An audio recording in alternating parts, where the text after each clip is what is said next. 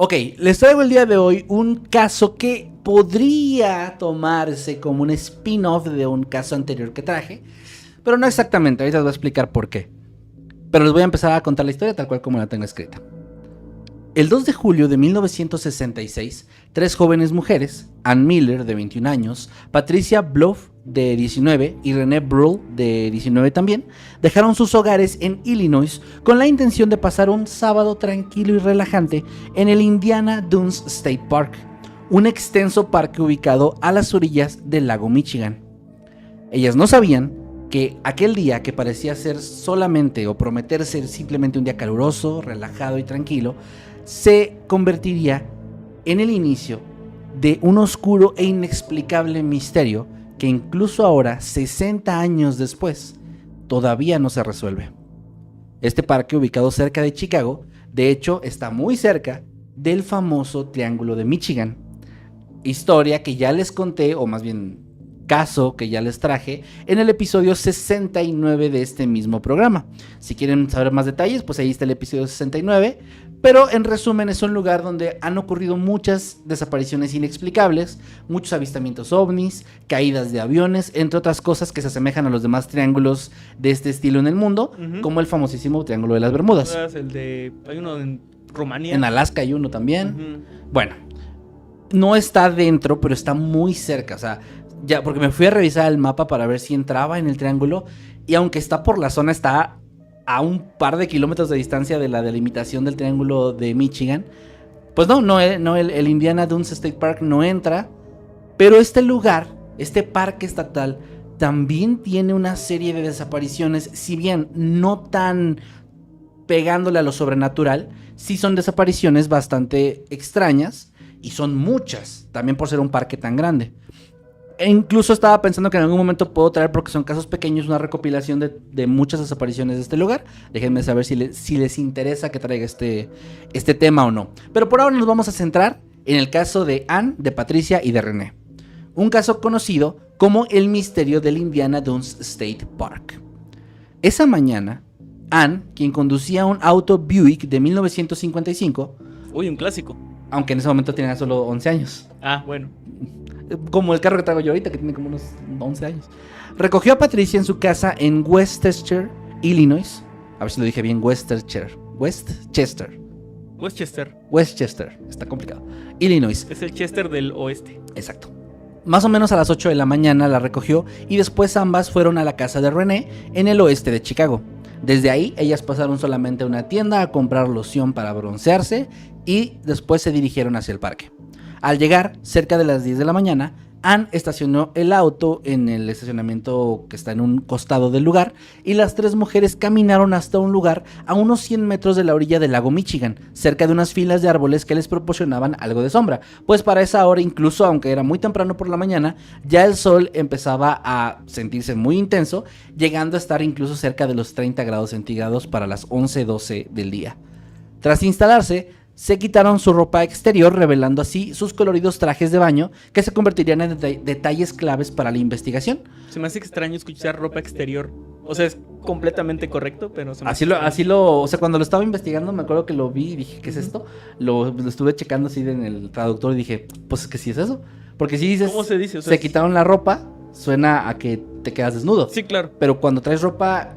Por eso se llama ropa interior también. Sí. Cuando traes perfecto, bikini o ropa de... ¿Cómo se le diría? ¿De playa? De playa, pues también se dice como ropa exterior. Pero ¿cómo se escribe en inglés? Así, exterior clothes. Ajá. Okay. Sí, se me hizo raro también, como que dije, oh. Es que luego también hay palabras que es una palabra que significa... Es que, por ejemplo, underwear es ropa interior. Y es una sola palabra. Por Exacto. eso pensé que había como un... No, bueno, no sé si existe el término, yo lo encontré así. Okay. Cuando dije ropa, porque primero pensé que ropa exterior era como a lo mejor un término de un tipo de vestimenta. Ajá, pero no, como es para el sol o algo así. Ajá, pero no, es simplemente ropa que no es interior. Bueno. Ann llevaba un bikini azul con cinturón rojo, Patricia un bikini amarillo con volantes y Renee un traje de baño marrón adornado con hojas doradas y flores verdes. Alrededor de mediodía, una pareja que había extendido su manta cerca de las chicas observó cómo las tres se adentraban en el agua, dejaban atrás sus pertenencias, entre las que había toallas, ropa, carteras y objetos personales, y desaparecieron entonces de la vista, pero no de forma peligrosa, simplemente estaban ahí nadando y las dejaron de ver. A los pocos minutos, esta pareja notó que las jóvenes estaban ahora cerca de un bote pequeño, un bote de unos 4 metros de largo aproximadamente, que tenía un interior de color azul y el motor fuera de la borda. El piloto del bote, un hombre joven de unos 20 a 25 años, al cual pudieron describir como de cabello oscuro, ondulado y de piel bronceada, parecía estar conversando con las chicas mientras ellas estaban nadando. Tras un rato, las mujeres subieron por voluntad propia al bote, que luego se dirigió hacia el oeste, alejándose así de la playa. Para esta pareja, esto no llamó la atención, pero no se les hizo sospechoso o extraño, porque no era algo poco común que de pronto algunos botes llegaran cerca de la orilla a subir o a dejar bañistas para darles alguna vuelta, o sí, también tomemos en cuenta que pues podía ser un tema de una cita o algo similar, ¿no? De coqueteo. Entonces no se les hizo tan raro al inicio. Lo único que se les hizo extraño es que las chicas se fueron dejando sus pertenencias atrás. Aunque en el inicio era como su ropa exterior, dijo. Su ropa exterior. Bueno, dejaron sus cosas y al inicio esto no fue tan raro, pero con el paso de los minutos y después las horas, cuando ya la tarde empezó a caer, sí empezaron a preocuparse porque ya se dieron cuenta de que también había bolsos, había carteras y esto era raro. ¿Por qué pasarían tantas horas sin regresar por sus objetos personales? Así que le avisaron al Park Ranger o el guardabosques sobre lo que había pasado y pues dijeron que las chicas no habían regresado, pero ellos ya se tenían que ir, entonces solo lo dieron como un aviso, ¿no? Uh-huh. El guardaparques recogió los objetos pensando que las chicas pues iban a ir a reclamarlos pronto a su oficina, pero nunca lo hicieron. 2 días después, el 4 de julio, el parque estaba ahora repleto de personas por las festividades del Día de la Independencia estadounidense, y fue entonces cuando el padre de Patricia, Harold Blow, contactó al parque preocupado pues su hija no había vuelto a casa. La preocupación de Harold contrastaba muchísimo con la actitud completamente despreocupada del superintendente del parque que contestó la llamada, Bill Svetic, porque este hombre pensó que simplemente era un caso de unas chicas que se habían ido de fiesta y se les había extendido pues la celebración de más, ¿no? Uh-huh. Sin embargo, cuando Svetic revisó las pertenencias que habían recogido otro guardabosques, vio que las llaves del auto Buick de Anne ahí estaban, junto a carteras que tenían dinero, identificaciones y objetos personales como cigarrillos, la loción bronceadora, cheques con un valor aproximado de unos $55, y entre otras cosas que daban indicios de que algo raro había pasado porque no sería normal dejar todo esto atrás durante ya 2 días para este punto. De hecho, al paso de esos 2 días, las familias de las 3 ya habían realizado reportes de persona desaparecida, pero las autoridades del parque de esto no se habían enterado todavía, hasta ese momento. Finalmente, dan aviso a las autoridades, empieza una investigación y el 5 de julio, los guardaparques, junto con la Guardia Costera y otras agencias, empiezan formalmente la búsqueda y rastrean toda la zona del parque de la orilla de la playa, tanto por tierra como por agua, buscando cualquier señal de las mujeres o del bote en el que habían sido vistas por última vez. En los días siguientes este caso empezó a captar la atención de los medios y nuevos testigos empezaron a surgir en base a esto. Algunos de ellos corroboraron la historia de la pareja diciendo que también habían visto a las chicas subir al bote. De hecho, entre estos testigos había una persona clave, alguien que el 2 de julio estaba en el parque con su familia grabando videos con una cámara casera. Él por accidente logró captar el momento en el que las chicas se suben al bote, proporcionando así una evidencia crucial para la investigación, pues las autoridades pudieron identificar, gracias a la distancia no se distinguía muy bien, pero gracias al color de sus trajes de baño y a la fisionomía, pues sí corroboraron la identidad de ellas. Y supongo que sirvió de algo el tipo de bote y eso, ¿no? Claro, ahí se dieron cuenta que el bote era una lancha trimarán de fibra de vidrio con un diseño de 3 cascos y el motor ubicado fuera de borda, como había dicho antes. Ya tenían el bote ubicado al menos en imagen, qué tipo de bote era. Vieron al tipo que coincidía exactamente con la descripción que la pareja y otras personas habían dado. Y ya tenían una evidencia de que eso era cierto y que esa era la última vez que se les había visto con vida. Sí. Ya tenían dónde empezar. Una de las primeras hipótesis, de hecho, que las autoridades manejaron fue la posibilidad de que las mujeres fueran víctimas de un accidente, que se hubieran ahogado. Esto se debe a que el lago Michigan, aunque es un lugar hermoso y muy concurrido, también es muy famoso tristemente por sus peligrosas corrientes y por condiciones de pronto un poco impredecibles en algunas zonas. Y por estar cerca del Triángulo de Michigan. Y pues sí, de hecho sí, o sea, no parecería broma, pero las sí. Desapariciones, fuera de que si es algo sobrenatural o no. En un radio de unos 20 kilómetros habían desapariciones extrañas, entonces claro. Y ya les dije desde el principio también que en este mismo parque había muchas desapariciones, tanto por el agua, o sea, porque gente se había perdido en el mar, como gente que se había perdido en las dunas de arena. Y es que también está el Missing 411, que son en parques nacionales y eso. Siempre, sí. Entonces estás cerca de un triángulo extraño, o estás en un parque como la gente de Missing 411, sí. Y de por sí ya era un lugar peligroso. Entonces supongo que las autoridades de cierta forma estaban acostumbrados a las desapariciones. Lo que me hace más extraño es su actitud inicial. Sí, eso es un poco raro. Pero bueno, decía, las corrientes de que hay ahí en algunas zonas de este lago, pues pueden ser peligrosas para nadadores poco experimentados. Sin embargo, esta hipótesis de que se ahogaran en un accidente fue descartada un poco rápido. Esto debido a que los familiares de Patricia y de Anne informaron que ambas eran nadadoras muy experimentadas. De hecho, Patricia era extremadamente habilidosa y era capaz de nadar largas distancias con facilidad, lo que su familia veía como un motivo de orgullo, e incluso encontré unas fuentes que mencionaban que la habían incitado mucho tiempo a que entrara a natación olímpica o algo similar, porque era muy habilidosa, era muy buena. Si bien no era atleta profesional, sí era alguien que no te imaginas que fácilmente se pueda ahogar. René no era tan hábil, pero sí tenía los suficientes conocimientos como para desenvolverse en el agua bien. Además, se creía que de haber ocurrido un ahogamiento o un accidente de esta magnitud, de esta forma, pues los cuerpos habrían aparecido en algún momento, cosa que no pasó. De hecho, gracias a los testimonios y la evidencia, surgió otra teoría que comenzó a ganar terreno también, que fueran víctimas de un secuestro. Las autoridades sospechaban que el hombre del bote podría haber llevado a las mujeres a otro lugar, una zona remota, y después desaparecer con ellas o desaparecerlas a ellas.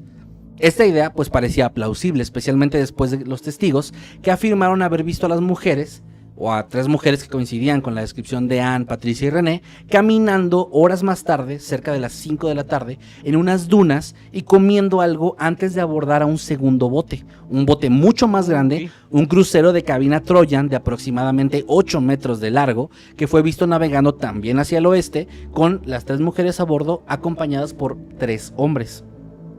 Ya no era nada más uno. Ya no era uno. De hecho, la posibilidad que se planteó aquí por parte de las autoridades es que el primer hombre las hubiera llevado a este otro lugar donde estaban las dunas para él ir a buscar a sus amigos, colegas o quienes fueran y llevarlas también. Pero también estos testigos decían lo mismo. No estaban siendo obligadas ni de ninguna forma violenta, ni mucho menos. Ellas subieron al bote y estaban comiendo y caminando entre las dunas tranquilamente. Ellas estaban hasta ese momento, al menos a lo que parecía, por voluntad propia. Sí. El bote, de hecho, tenía una antena grande de estas como de comunicaciones, pero algo que sí llamaba la atención es que no tenía el nombre del barco en ningún lado. Y siendo ya un bote más grande, era poco común que no estuvieran identificados así como con algún nombre, ¿no? Que también fue algo sospechoso, de hecho. A medida que los investigadores profundizaban en la vida de las mujeres, empezaron a surgir algunos detalles bastante curiosos o hasta un poco inquietantes. Por ejemplo, al revisar las pertenencias, notaron que en el bolso de René Brault se encontraba una carta que estaba dirigida a su esposo, con quien se había casado apenas 15 meses antes de su desaparición. En la carta, René expresaba un deseo de divorciarse de él, mencionando que ella se sentía abandonada porque su esposo pasaba mucho tiempo con sus amigos reparando autos, como una especie de actividad que hacían en conjunto. Como recreativa. Algo recreativo, pero que lo hacía en exceso al punto de que ella se sentía abandonada y que él sentía que no le daba nada de atención a su relación. Cuando encontraron esta carta, las autoridades fueron a interrogar al esposo de René y él afirmó no tener idea de que existiera este problema por parte de ella. Dijo que nunca pelearon por eso. Creyó que le encantaba que me la pasaba arreglando. Dijo, oye, pues yo me la paso con madre, no sé. Ajá. Dijo algo de que no le ponía atención, pero no le puse atención. No le puse atención. Bueno, algo así.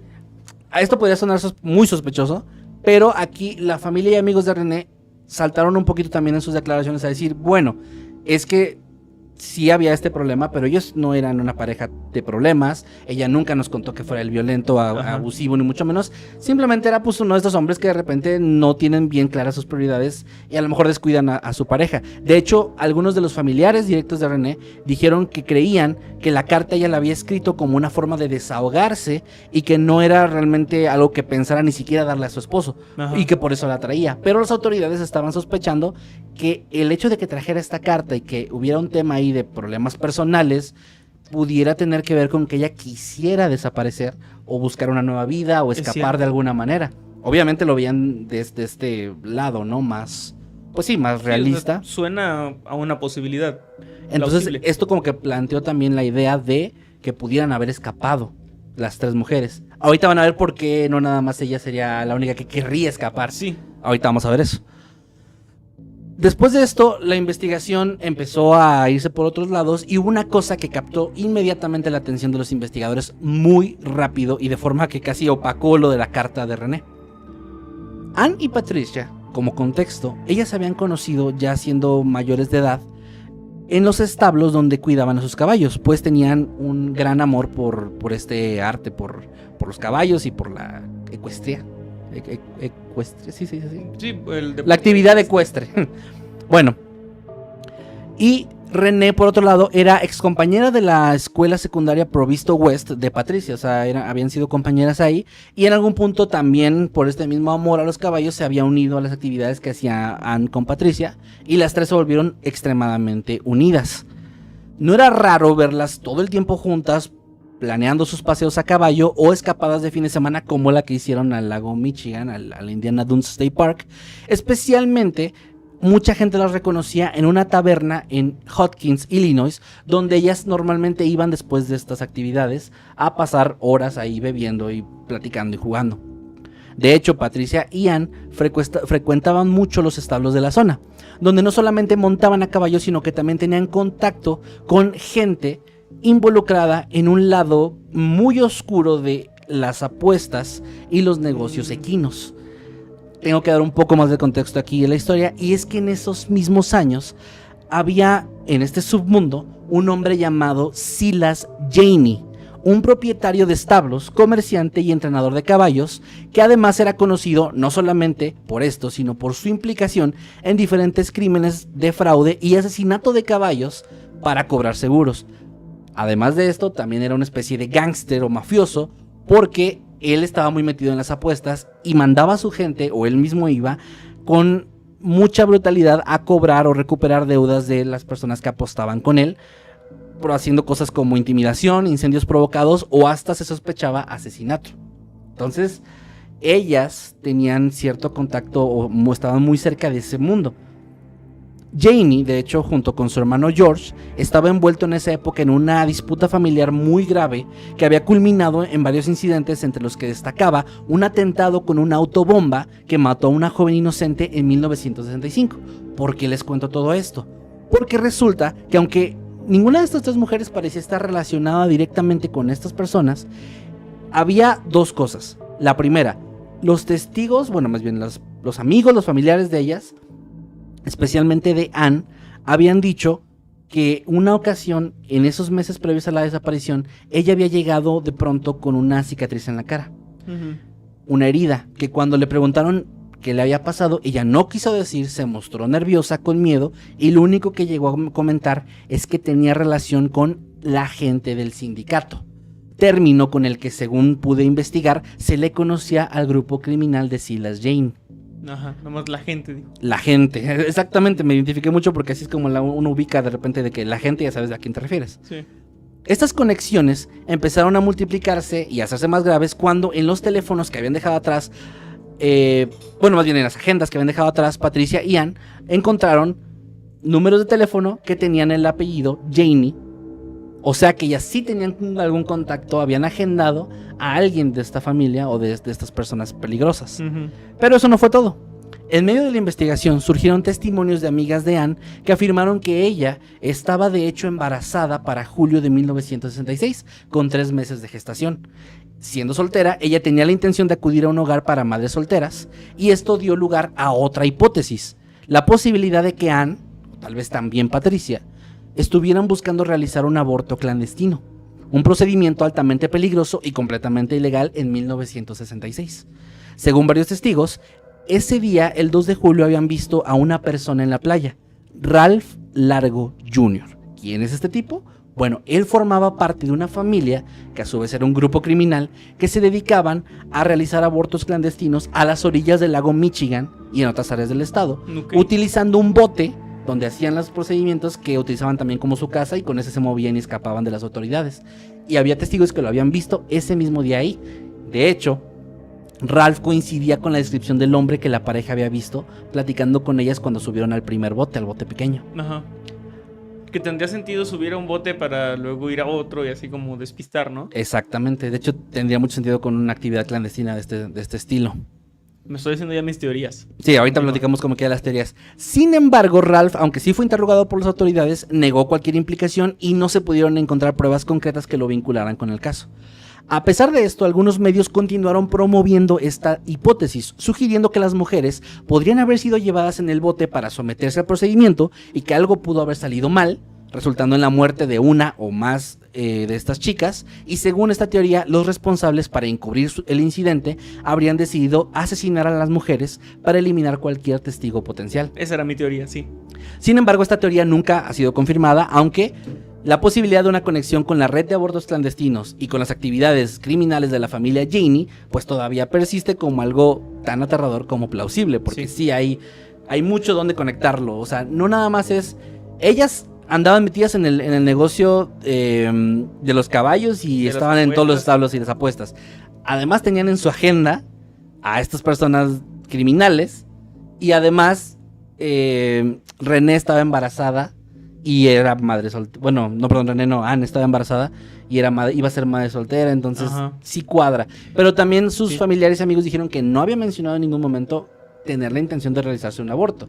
Pero también tomemos en cuenta que es un tema muy delicado, que además para esa época además era un tabú mucho más fuerte de lo que es hoy en día. Sí. Entonces se entendería que si lo llegara a querer hacer, no lo hiciera público. Es que es esas cosas que no dirías en esos casos, ¿no? Sí. No había mencionado nunca el querer asesinar a alguien, ¿no? No, claro, pues no. Ahora, la investigación continuó durante años con la esperanza de encontrar alguna pista que pudiera esclarecer este misterio, pero a pesar de los esfuerzos incansables de las autoridades, el caso se mantuvo sin resolverse. Ese mismo año, en 1966, poco después de la desaparición, un psíquico él quiso formar parte de la investigación voluntariamente, afirmó haber tenido una visión que lo llevó a creer que los cuerpos de las mujeres estaban enterrados en una cabaña cercana al lago. Los agentes siguieron esta pista y encontraron una cabaña que coincidía con la descripción que dio el psíquico, pero tras varios días de trabajo no se encontró ninguna evidencia relevante de que eso hubiera sido cierto. A lo largo de las décadas siguientes, de hecho, hubo más avistamientos reportados, no confirmados, de estas tres mujeres en diferentes partes del estado y del país. Estos reportes, aunque intrigantes, pues no aportaron realmente ninguna pista concreta y no llevaron a nada, porque la gente que lo decía era la vi pasar en algún lado y no había forma ni de comprobarlo ni de seguir la pista. Pero había gente que decía que sí las había visto con vida. Hoy en día, casi 6 décadas después, el misterio de lo que ocurrió con Ann Miller, Patricia Blow y René Brule sigue siendo uno de los casos más desconcertantes y trágicos de desaparición en la historia estadounidense. El parque estatal donde las jóvenes fueron vistas por última vez, de hecho, ya no se llama así, ahora se llama el Indiana Dunes National Lakeshore, pero este caso pues permanece abierto, aunque actualmente ya está inactivo, ya nadie lo está investigando. De hecho, ahorita tendrían que ser mujeres en sus 70 años, más o menos. Casi 80, ¿no? Casi 80, ajá. Los investigadores, tanto profesionales como aficionados, todavía de vez en cuando quieren revisitar el caso. De hecho, hubo una entrevista el año pasado a una de las amigas de Ann y de Patricia, que también no estaba metida tanto como ellas en eso, pero sí las había acompañado, que reavivó un poco el caso porque ella mencionó que ellas, siendo mujeres solteras, habían mencionado en pláticas que habían tenido problemas porque se habían metido con hombres casados, lo cual abrió para las personas que están investigando este caso de manera amateur otra teoría, que sería que estos hombres las hubieran tratado de silenciar de alguna manera, aunque esto la verdad que sí no tiene mucho de dónde sostenerse, pero pues es una teoría que seguir por ahí, pero sí.